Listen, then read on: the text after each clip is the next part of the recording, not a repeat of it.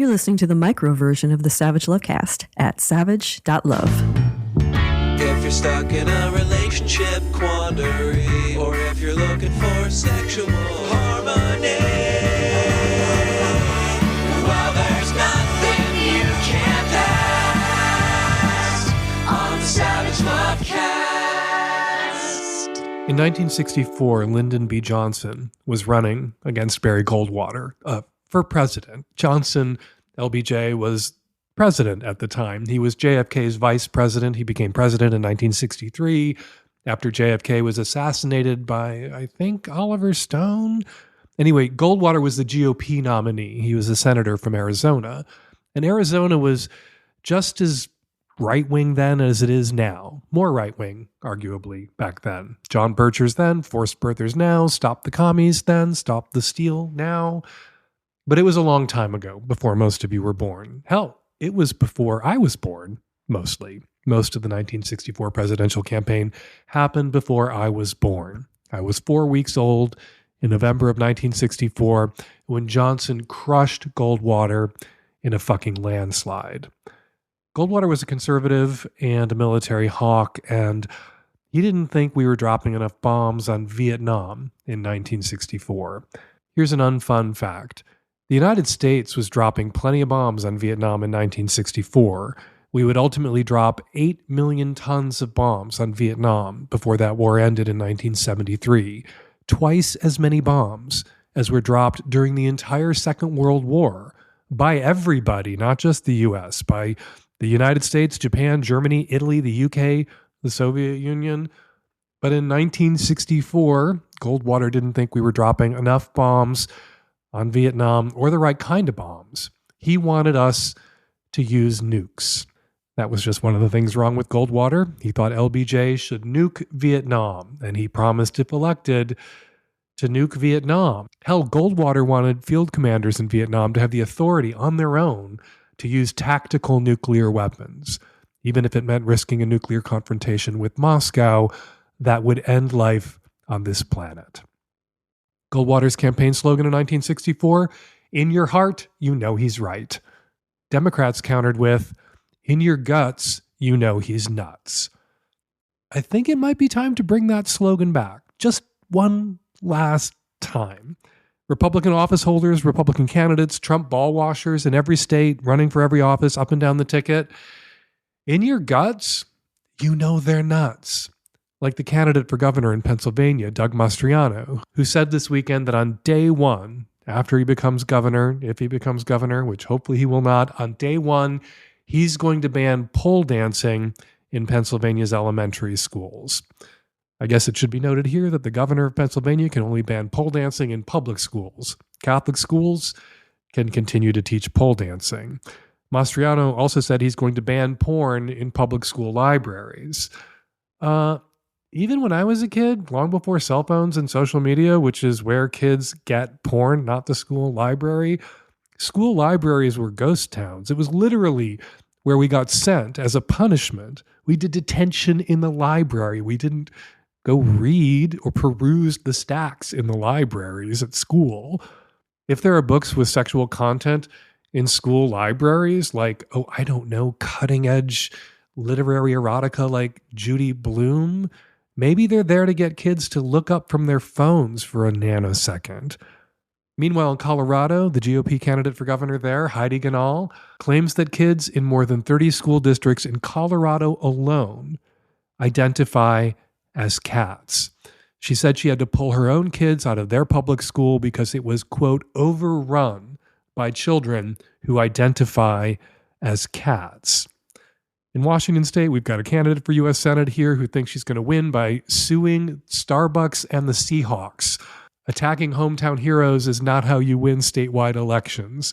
The list goes on and on. Ron Johnson in Wisconsin, in your guts, you know he's nuts. Katie Lake in Arizona, in your guts, you know she's nuts. Marjorie Taylor Greene, in your guts, you know she's nuts. Also, hey fellas, single. Goldwater was a dangerous nut, a threat to the planet nut. Electing him then risked ending the world. Electing Republicans now risks ending our democracy. LBJ crushed Goldwater by pointing out again and again and again that he was a nut. QAnoners, Pizzagators, Trump ralliers, just as dangerous, just as nutty. And you know what? I think they know it. I think in their guts, they know they're nuts. Something else that works about in your guts, you know they're nuts, that use of the they-them pronoun. Republicans are triggered by they-them pronouns. And by the time they figure out we're using the plural they-them and not the singular they-them that drives them nuts, the midterms will be over. Now, I realize that nuts is a little problematic. Some people think nuts is ableist.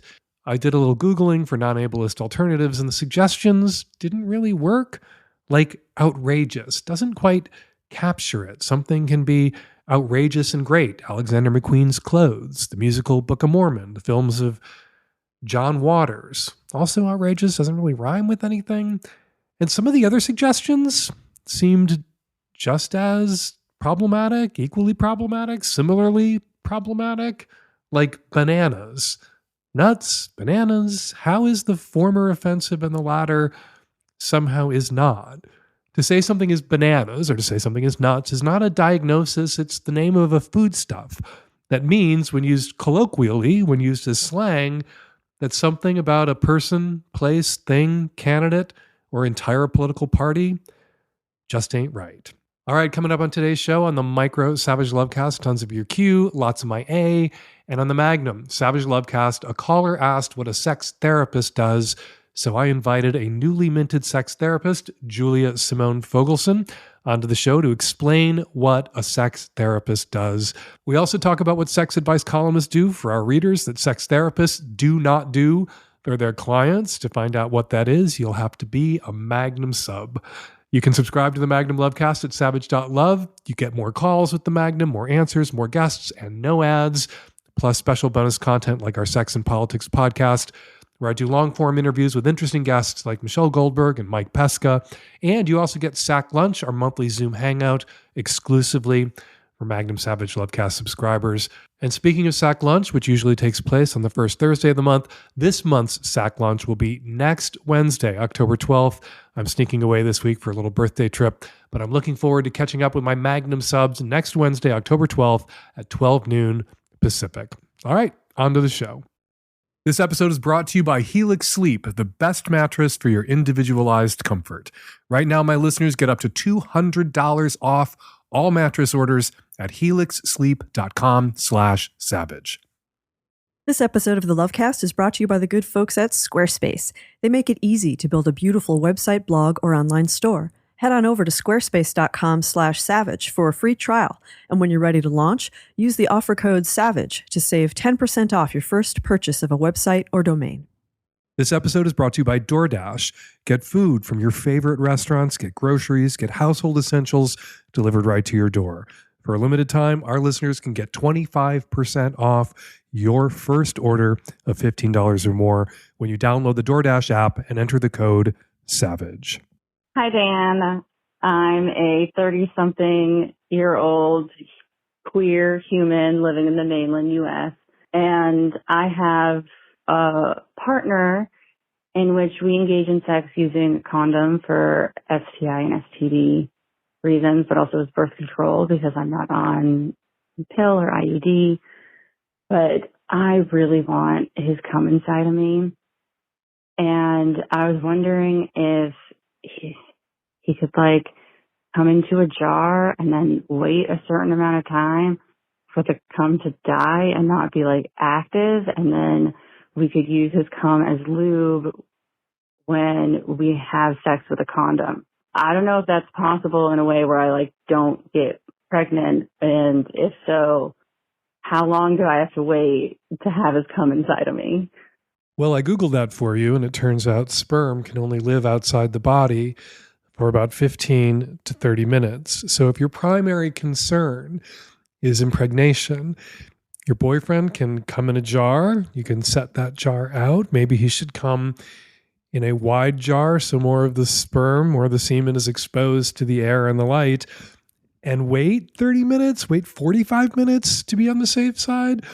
I don't have the time right now to Google for you how long you have to let that sperm sit out for gonorrhea or syphilis or chlamydia or other sexually transmitted infections that you might be worried about, HIV, for those also to pass away, for those to die, for those bacteria and viruses not to be a threat. But if pregnancy is your primary concern and they're the reason why you're using condoms, yeah, I Googled that for you. You have to wait about 15 to 30 minutes. I would urge you to wait 45 minutes to be on the safe side, and then you can use his cum as lube. Yeah, you can do that. You can have his cum inside you. You could also have his cum inside you if he went and got a vasectomy. I'm saying that because Nancy would want me to say that. Hi, Dan, Midwestern woman with 2 kids and a sexless marriage calling for an update. I moved out for 2 weeks and couldn't bear being away from my kids. It was truly painful. So I moved back in with a goal to try to make things work.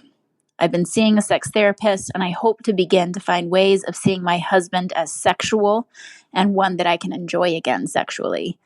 As of now, the thought still makes me cringe. Last year, I mentioned opening up our marriage, and after reading and listening and educating ourselves on what that would mean, when it really came down to it, he backpedaled. In May, before I moved back in, I did say that having an open relationship would be something that, for me, is the price of admission. But since then, I've been absolutely dreading bringing it back up. 1, because I don't want to be denied again, and 2, I'm afraid he'll put a contingency on it. Sex with him first before sex with anyone else, which I'm not sure I can physically do. I'm stuck again, and I'd love your advice. You already issued an ultimatum to your husband. You told him that you required the relationship to be open or you weren't moving back in. Presumably, he wanted you to move back in, and he agreed to those terms. So in a sense, well, not in a sense, in actuality, in reality, you already have his permission. You already have his consent for this relationship now, your marriage, to be sexually open. You can and perhaps should be sportsmanlike of you to remind him, if you're going to go start fucking somebody else, that you have his consent to go fuck other people and he has your consent to go fuck other people. You are no longer expecting, at least at the moment, sex from each other, but you're also no longer an impediment to him seeking sex with other people, nor do you view him as an impediment to you seeking sex with other people. If he slaps a contingency on it, if he says, okay, we can open the relationship, you can fuck other people, but you have to start fucking me first. Well, I guess you could go to your sex therapist and say, what magic pill can I take to make me want to fuck my husband? What magic words can you, sex therapist, say that are going to make me want to fuck my husband? But there ain't no magic pill and there ain't no magic words. If you're physically repulsed by your husband and have been for a long time, you're probably going to stay there. You're probably never going to see him as, well, he's sexual. He's still a sexual being. You're never going to see him as somebody that you want to have sex with. That doesn't mean you can't or shouldn't see him as a sexual being, even if you don't want to fuck him. One last argument you could use with your husband is, however long this marriage has been sexless, you saw him as not sex.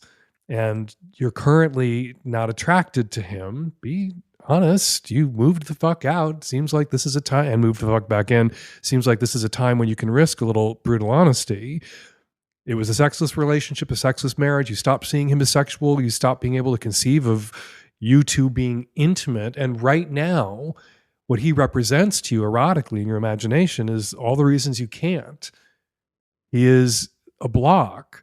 Maybe if you were fucking other people, if you were free to fuck other people, the quote unquote responsibility of having to fuck him would be less of a lady boner killer than it seems to be right now. And I say maybe, not necessarily so, that you're going to go fuck other people and suddenly want to fuck your husband again. But that may be the last thing you haven't tried. That may be your final Hail Mary pass. And seems to me that if you've been in a sexless relationship for a long time, you moved out because of it, you moved back in on the condition that he agreed that you could open the relationship, seems to me that you and your husband, maybe instead of you seeing a sex therapist who's going to twiddle all the knobs and somehow magically make you want to fuck your husband again, that what you two should be doing is having a conversation right now about adjusting your expectations and recognizing, admitting to each other what your marriage is, which is companionate. Perhaps high conflict companionate right now because of the moving out and the ultimatums and the moving back in and the anger and the resentment that's built up over time. But if you can adjust your expectations, if you're no longer expecting sex from him, he's no longer expecting sex from you, but neither of you is expected to live without sex anymore, maybe it'll become a low conflict companionate marriage. Maybe you'll come to enjoy each other's company again. But renegotiating the terms of your commitment to your husband so that it's companionate and low conflict still doesn't mean you're going to want to fuck him. But yeah, who knows? Maybe once you're getting it elsewhere, you'll be a little bit more excited about maybe occasionally getting it at home too. This episode is brought to you by Squarespace. Honey, you are so amazing. And you don't let the world know about all the work you've been doing and the stuff you've been selling. I would take it on for you, but I'm busy. Just let Squarespace help. Squarespace is the all-in-one platform for building your brand and growing your business online. Stand out with a beautiful website. Engage with your audience and sell anything. Your products, content you create, and even your time. You guys, mailing lists are hard. You do not want to try and organize this aspect of your promotion yourself. Squarespace does it perfectly. Get the right message to the right people, collect email addresses through your website, and send subscribers the information that they care about most with unique mailing lists. What about videos? Create pro-level videos effortlessly. The Squarespace Video Studio app helps you make and share engaging videos to tell your story and grow your audience and drive sales. And it's time for social time. Display posts from your social profiles on your website. Automatically push website content to your favorite social media channels so your followers can share it too. This is all just the tip of the iceberg. If you want your website to work well and look beautiful, Squarespace has you covered. Head on over to squarespace.com/savage for a free trial. And when you're ready to launch, use the offer code SAVAGE to save 10% off your first purchase of a website or domain. We like it when you do this. That's squarespace.com/savage and use the offer code SAVAGE. Hi, Dan. I've got a simple terminology question that I'd be curious to hear your take on. Most people know, as far as I know, that what a versatile verse or a switch is. Someone who who's sometimes top, sometimes bottom. At least last I checked, verse and switch mean basically the same thing. But is there a special term for someone who kind of goes between traditional top and service top? Does that person just say, I'm a top and I have moods? Is it a variation on verse? Does it have its own term? Should it have its own term? I think there are too many terms and that we should declare some sort of moratorium, and maybe not cook up any more terms for, the next 5 or 10 years. I also know that you're wrong, that verse and switch don't mean exactly the same thing. People who I know, it's obvious you're talking about kink here. You're talking about topping and bottoming in a kink context. But people use verse who are completely vanilla. People use verse to mean they can top during anal intercourse or they can bottom during anal intercourse. When people talk about being switches, they're talking about topping and bottoming, switching between topping and bottoming during kink or DS or BDSM relationships or hookups or playdates or scenes. So a switch is somebody who sometimes enjoys bottoming, subbing, because they vibe with somebody more as a sub, sometimes enjoys topping because they vibe with somebody as a dom. You meet a lot of people out there who are like switches who like to dominate guys who are younger than they are and like to submit to guys who are older than they are. Switches. A top who is sometimes a top and sometimes a service top. Well, that's just a top who's in negotiation with a bottom. Some bottoms want the top to take them on a ride and want to submit to the top's desires and really get off on the top doing what the top wants with them. That's also what the sub wants. That's the magic ingredient. The top and the bottom, the dom and the sub are figuring out where their overlap is and rolling with it. And it can be the case that somebody as a sub really vibes with the dom being completely in charge and doing, within certain pre-negotiated limits or within certain pre-negotiated boundaries, whatever the top wants. That same person can meet a sub who only wants the top to do very specific certain things and is looking for someone who's a service top, who's going to hit those marks, not really roll anything out or challenge the sub to endure or get through anything on the way to the things the sub enjoys most, the rewards the sub enjoys most.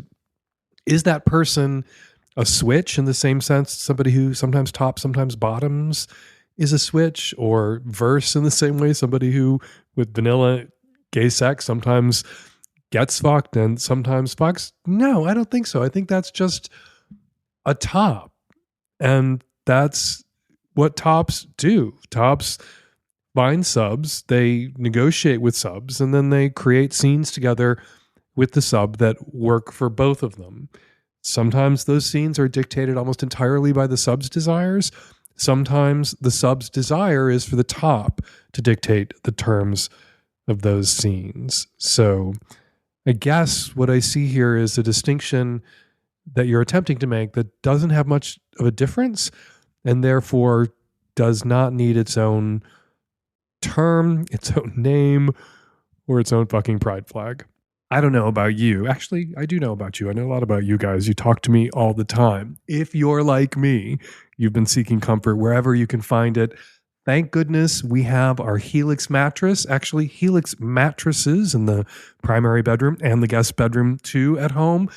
They're there to receive us every night. My Helix mattress is our sanctuary, and you should have one too. Helix Sleep is a premium mattress brand that provides tailored mattresses based on your unique sleep preferences. The Helix lineup offers 14 unique mattresses, including a collection of luxury models, a mattress for big and tall sleepers, and even a mattress made just for kids.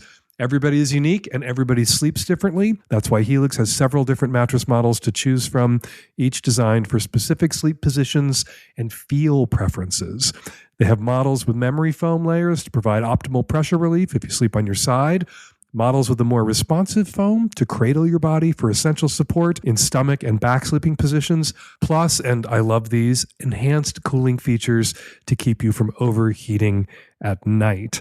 And if your spine needs some extra TLC, they got you. Every Helix mattress has a hybrid design, combining individually wrapped steel coils in the base with premium foam layers on top.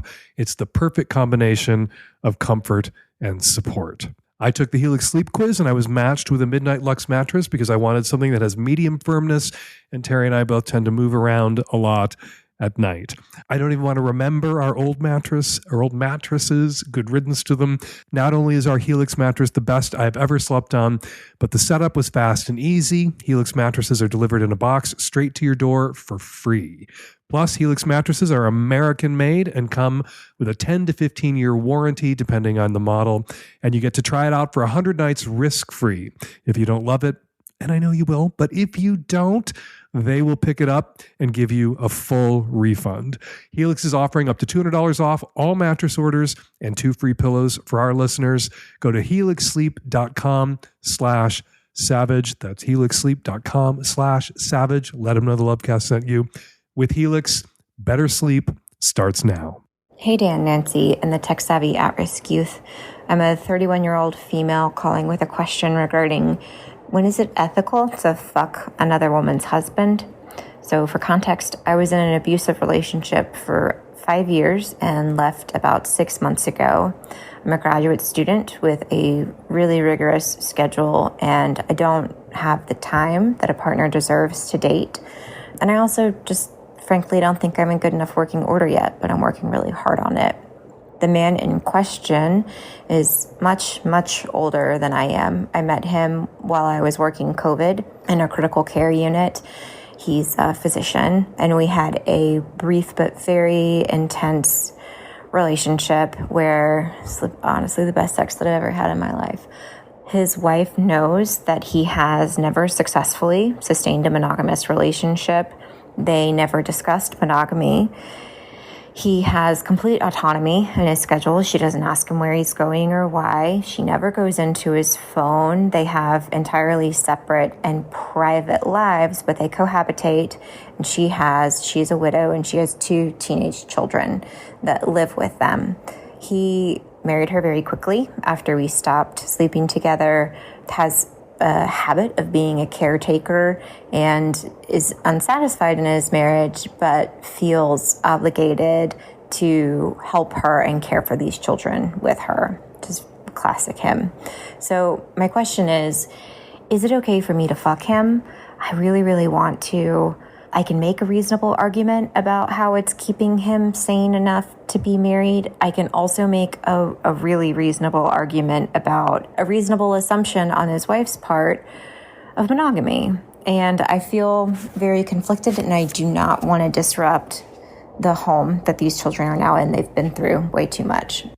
I guess I'm a little confused about all these overlapping timelines. You met this man, this doctor, during COVID. You're 6 months out of an abusive relationship, and he married this other woman and became a step-parent to her teenage children after you two stopped fucking. It's a little hard to pinpoint exactly when all of this went down. Were you fucking him years ago at the height of COVID? You say you met, in a caretaker role during COVID, and then he married this woman when you two stopped fucking years ago, and then later you got out of an abusive relationship, and now you're thinking about fucking him again and wanting my permission to do so. Look, you say you're not in good working order, and you want to fuck this guy. Are you close enough to good working order that you can refrain from catching feelings from this guy? Are you close enough to good working order that you can not want more than he can give you? You say that you're working on yourself, working on getting closer to good working order. When you imagine what it is you're going to want when you're in good working order, when you fully recovered from the abusive relationship you only recently got out of, when you imagine, a couple of years into the future, if you've been fucking this guy for the next 2 or 3 years, are you going to want a committed relationship with him? Are you going to want more from him than he can give you? If you think that you might, and you're at all concerned about this woman, his current wife, and her kids who've come to depend on him as a stepfather, well, then obviously you shouldn't fuck him. If this much older man isn't somebody that you want as a husband ever, even if he was available to you, okay, well, then you could go ahead and fuck him. Also, everything that you know about his relationship, I assume you know from him that he has complete autonomy, that he and his wife live pretty much separate lives, that she knew going in that he'd never honored successfully a monogamous commitment. The implication there is that he's made another monogamous commitment, only, asterisk, she knows that monogamy, a degree of difficulty that presents for him that he's never managed to pull off, and it might be irrational of her to expect that he will manage to be monogamous with and for her after failing to be monogamous in every other relationship he's ever been in. But with so many straight couples, monogamy is the default setting. It's unquestioned. So even knowing everything that you know about their relationship, if he's telling you the truth about their relationship, even if you think, looking at him and who he is, that it would have been irrational for her to expect monogamy from him, if they didn't have a conversation about it, it may very well be what she expects from him. She may not be, you say, going through his phone, looking for evidence that he's cheating. She may not want to know if he cheats, but she would still, highly likely, she would still probably regard him fucking around with somebody else, somebody named you. She would regard that as a betrayal.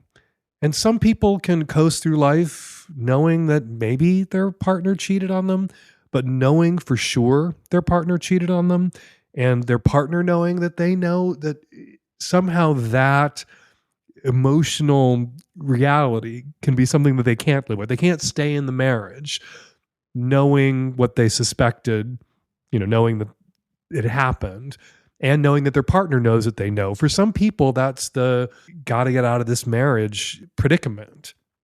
So just because she's not looking for evidence doesn't mean she would be unbothered by evidence if it came looking for her.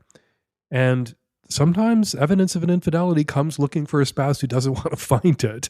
A busybody neighbor, a coworker, one of his kids, teenager, gets wind of it somehow. He's indiscreet and it gets back to the wife, even if she wasn't looking for the evidence, even if you didn't go to her because you suddenly decided you wanted to be married to this man and you wanted to stage a big bananas confrontation. It could blow her life up. And it could blow yours up if you get to a place where you realize you've fallen in love with this guy after fucking him for years and having the best sex of your life with this older doctor for years and years. It could fuck your life up and set you back if in 2 or 3 years you want this man to marry you and he chooses the woman he already chose, the woman he married, chooses to stay with her over ending that marriage and marrying you. If that's something that you ever want, and it might not be something that you ever want. Honest to God, if you can answer that question honestly, and the answer is no, you would never want to be married to this man, you would never want to be Queen of England, you would always want to be the side piece, then I guess you could go ahead and not fuck him, but go ahead and resume fucking him. You're a busy person. You've got back-to-back meetings, errands to run, chores to take care of. What's the secret to clearing your to-do list and leaving a little extra time for yourself to do the things you'd like to do? How about a little help from DoorDash? You can get dinner, household essentials, and everything on your grocery list delivered to you. Along with great food from restaurants you love, you can now get groceries and other essential items delivered with DoorDash. Get drinks, snacks, and other household essentials in under an hour. Every time you place an order for pickup or delivery from your favorite neighborhood spots, you're setting off a chain reaction that helps give back to the people who make your neighborhood unique. With over 300,000 partners, you can support your neighborhood go-tos or choose from your favorite national restaurants. With DoorDash, you're not just getting the things you love, you're supporting the community you love too. From the stores and restaurants to the dashers driving around, each purchase provides a new opportunity for everyone involved because with DoorDash, there is a neighborhood of good in every order. For a limited time, our listeners can get 25% off their first order of $15 or more when you download the DoorDash app and enter the code SAVAGE. Don't forget to use the code SAVAGE for 25% off your first order with DoorDash. Subject to change, terms apply. Hi, Dan. I'm a 55-year-old straight cis man living in the UK. I have been in a fantastic long-distance relationship for nearly 10 years with a smart, funny, beautiful and very sexy woman who's everything I could ever wish for. There has always been an incredible sexual chemistry between us. Both of us feel that we have found what we always dreamed of sexually, but have never had before. We've always been loving, playful, energetic and dirty, and willing to experiment sexually within our committed monogamous relationship. We've always talked about everything and fantasized and fucked and made love together beautifully. Then 3 years ago, my partner was struck down by functional neurological disorder, or FND, which has left her in constant chronic physical pain. This, of course, has totally changed our sex life. I'm amazed that she still wants sex at all, but she doesn't want to give up on it. She wants whatever physical pleasure she can still get, and she wants to please me. She feels bad that she can't always give me what I want. There's never any pressure, but I would be lying if I'd said I didn't miss her terribly. We both feel cheated and sad. We're still able to be intimate and we have been able to find a couple of safe positions that work for her, but we have had to give up much of our repertoire in bed. I can still pleasure her with my tongue, my fingers, and gently with my cock, and she can still enjoy it and can still reach orgasm, but I have to be really slow and careful. Sometimes coming can trigger an FND reaction for her. Being careful also means I'm not able to relax like I want to. I'm constantly monitoring, so I often lose arousal. I love giving her pleasure, but she finds it really hard to hold any physical position for long without pain and can't wank or suck me for more than a few moments. My sexual release is now limited to masturbation while she talks dirty to me. I miss being able to let go and lose myself in her. We've also lost the power play we used to enjoy, switching between dominant and submissive roles, as she can no longer dominate me physically or take the lead.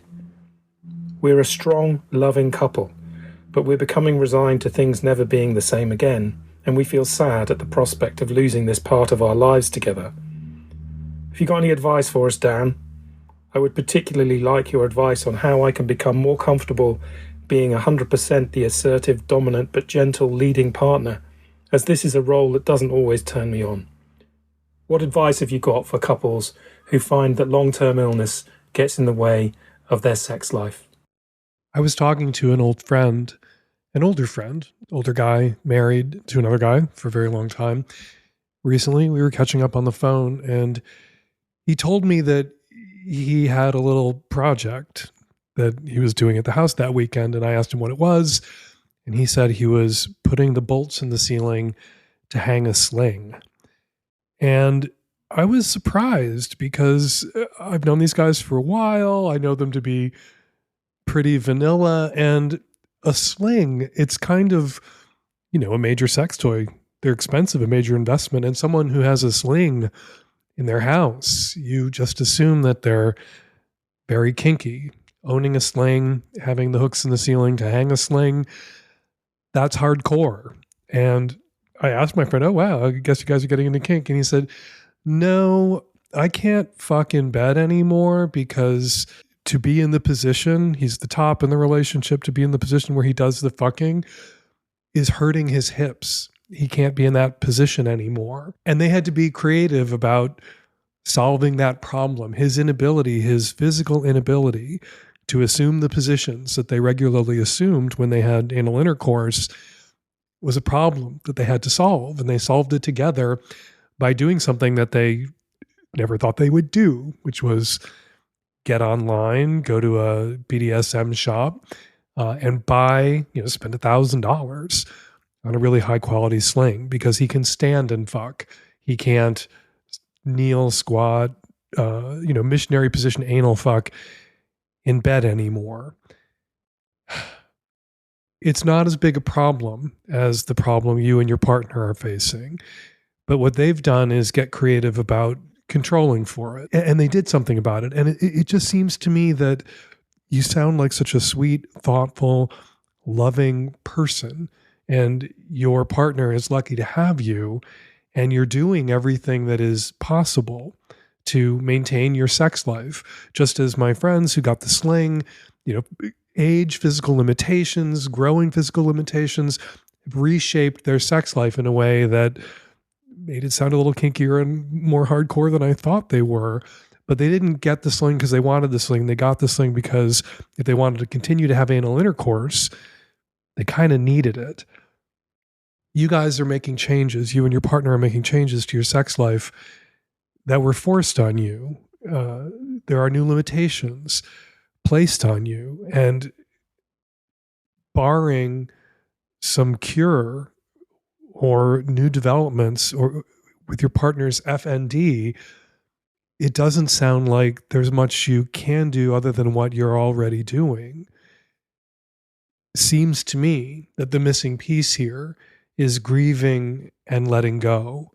Grieving what's no longer possible. Your partner can't suck your cock or take your cock or even stroke your cock for more than a couple of moments without pain. And your partner can't play a physically dominant role as she used to when you guys get together in your sex life.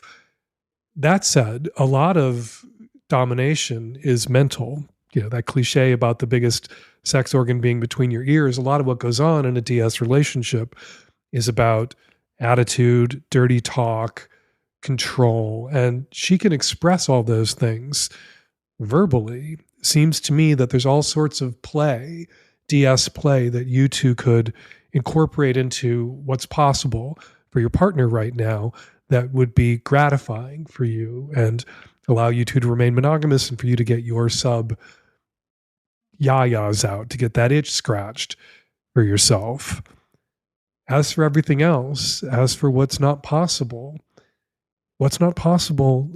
is not possible. And the workarounds, the loving, compassionate, erotic, satisfying workarounds are the workarounds you two have already incorporated into your sexual relationship. And props to you. That's wonderful that you've managed and that she still desires sexual contact, physical intimacy, physical pleasure, despite the FND. And you guys have obviously done everything you can. And the missing piece here, the reason you're calling for advice is because you haven't grieved and let go of what's not possible and may never, because of these growing physical limitations. Time is a meat grinder, man. It makes hamburger out of all of us. May not ever be possible again. And what you can do now is enjoy what is possible. And you can, at moments, feel sorry for yourselves and feel sorry for yourself, singularly, about what you've lost. And I hope that's something that you two can talk about together without your partner feeling blamed or guilted or shamed for something that she didn't choose and that she has no control over. Before we get to the response calls, we usually read some tweets, but this week I am going to start the tweets with a DM I got on Instagram. Dan, I am sorry to tell you that you have lost 2 Magnum subscribers. My wife and I have been listening to your podcast for years and years, and you are part of the reason why we felt confident to open our marriage and explore gender. But when you received a call from a non-binary person and you guessed their assigned gender at birth based on their voice, I feel so sorry for that caller being so horribly disrespected. I read that DM 10 minutes before I got a tweet from Michaela D, which reads, "Wow, at Fake Dan Savage, I was the non-binary person whose question you answered this week on the Savage Lovecast." All right, I'm going to pause there to let the suspense build. Was Michaela upset? Are they going to cancel their Magnum subscription too? Was that wow like wow, or was that wow like wow? All right, back to the tweet. I was the non-binary person whose question you answered this week on the Savage Lovecast, and you were very helpful. You really eased a lot of the guilt and shame I was having, and your advice helped make sense of what I was feeling. I appreciate you so much. And I appreciate you, Michaela. And just for the record, because I guessed this caller's assigned gender at birth correctly, a risk I took because I felt that it was germane, because I thought it might be relevant to the caller's distress, and I was right. That does not make it okay to guess at the gender assigned birth for other non-binary folks in other circumstances. Dorothea Danks tweets, "Savage Lovecast, so sad to hear at Fake Dan Savage advocate for cry it out crib training in the latest episode. Ignoring your infant or child's cry, their only way of communicating, harmful and cruel. As for the dog, why are you having sex in front of it in the first place?" The call was about somebody's dog being upset when they're having sex, and I advocated crate training the dog like you crib train an infant. Why were those callers, Dorothea goes on, having sex in front of their dog? Why didn't they stop when the dog got distressed? To scar your dog so deeply, it obviously wasn't a one-time event. The solution, have sex elsewhere. All right, I'm not going to go into a long defense of crib training. There are whole books out there about it. But don't have sex at home in front of your dogs. That's your solution? There's a housing crisis. You're supposed to get an apartment just for your dog? Look, we have dogs at our place. We don't call them into the room when we're fucking, but there have been times, spontaneous blowjobs, morning sex, times we didn't realize the dogs had wandered into the room. Yeah, let's just say that our dogs have seen some shit. Well, not shit, literally. They've seen some shit, though. And they're fine because we crate trained them. And finally, Squirrel Eye tweets, "Didn't think I was ready to hear beloved yet avuncular Mike Pesca advice segment on the Savage Lovecast's Sex and Politics show, but was pleasantly surprised to not be squicked out. Well done, Mike and Dan. 2 of my faves rolled in to one podcast." All right, if you want to hear your tweet come out of my mouth, be sure to use the hashtag SavageLovecast. And a big thank you to everybody who posted about the show to your social media accounts this week. Help spread the word about the show, and we really appreciate it. And now, listener response calls. I'm calling in response to episode 831, the guy whose dog freaks out over slapping sessions. a crate is kind of like a butthole. You can't just shove things in it. You have to wake it up. You have to make it enjoyable. You have to make it pleasurable.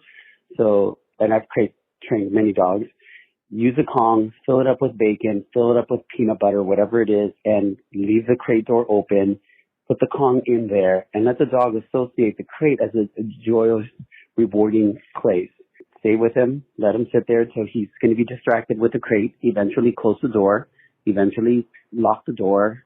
Walk away little by little. And anytime you feed him, give him a treat, give him a toy, always do it in the crate.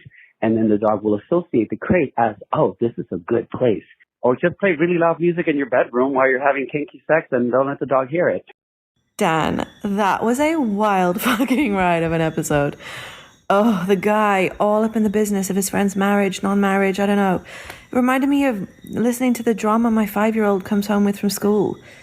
I was tempted to just shove a snack in his face or shout, "Oh, look, a bird!" just to stop myself from ripping my own ears off. And that woman who was wondering if she should see the fucker again, who basically told her she's a dumbass. Ma'am, Miss Lady, no, don't put up with that level of twattery. Even if you're isolated and lonely, get yourself a dog. Maybe the stressed out dog from the previous fellow who couldn't figure out how to close a door or go bang elsewhere. I don't know how you do it, Dan. We don't deserve you. Hi, Dan. This is a comment for the caller who was nervous about going to see her younger brother and to kind of have conversations with him about the world that he's growing up in the conservative Christian family. Totally agree with her presence being such an important aspect of that. And if she's going to have a direct conversation with him about this, absolutely recommend just asking questions rather than giving him a lecture. Don't go and just tell him this whole other side. He, as a teenager, is just not going to listen to that. I'm absolutely the kid who grew up in high school going to pro-life marches and being really deep in religion, and then started going to college when I was older and had people asking me why I believed certain things, prodding into my core beliefs, but not lecturing me about it. And through the course of college have completely done a 180 and am now also volunteering for Planned Parenthood and organizing to protest overturning Roe. So it can absolutely happen. It's a long game, not a short game. Give him space, plant seeds, and then let him come to his own conclusions. Good luck. And we're going to leave it there. Got a question for next week's Lovecast or something to say about something I said on this week's Lovecast? Record your question or your comment using the voice memo app on your phone and email it to us at voicemail@savagelovecast.com, or you can call us at 206-302-2064. And in my column this week, why is Grandpa posting his feet pics to a gay foot fetish website? Read all about that and more in this week's Savage Love at savage.love/savagelove. And the final screenings of Hump 2022 Film Festival are tonight and tomorrow night in Los Angeles at Dynasty Typewriter. There are a few tickets left. This is your last chance to see Hump 2022 on the big screen. We're also streaming the show this weekend and next weekend. And Hump 2022 goes into the vault. Go to humpfilmfest.com right now for tickets and streaming links. Follow me on Twitter at FakeDanSavage. Follow Julia Simone Fogelson on Twitter at Julia_Fogelson. And follow and fuck with the Tech Savvy At-Risk Youth on Twitter at Lovecast, TSARY. The Savage Lovecast is produced every week by Nancy Hartunian. And me and the Tech Savvy At-Risk Youth and Nancy, we will all be back at you next week with another installment of the Savage Lovecast. Thank you for downloading.